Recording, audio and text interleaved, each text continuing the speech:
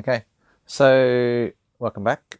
Today I'm testing a new camera setup. I've got the X5 single lens mode with the new mic and everything in the remote.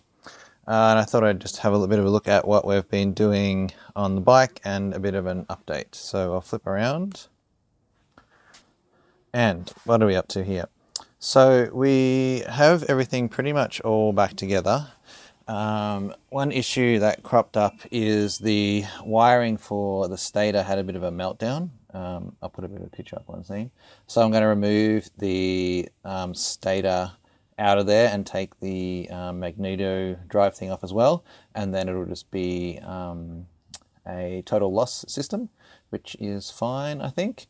I've still got to put on the XR Tech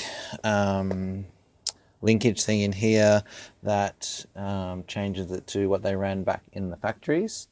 I've got a new tyre also coming, a new King tyre, and then she's all pretty much tidied up in the back here.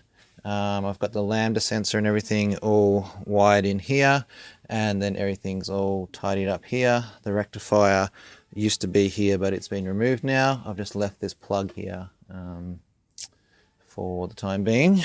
I still need to just tidy up this catch can metalwork around here, but she's getting pretty close. Inside the tank here, we've now lock wired the two bolts holding this mount in, and then we've also lock wired these two in here. So we should be pretty much ready to go. So next stage, I also have the brakes all wired up and everything now. So I think last time I just had these penciled in there, but now they are actually in with their drive release fittings, all ready to go. Totally overkill for what I need, but anyway, kind of fits with the scope of this project. I'm not exactly sure how that will go sitting up there, but it probably will be all right, I think. So yeah, there's not much left to do before the next track day.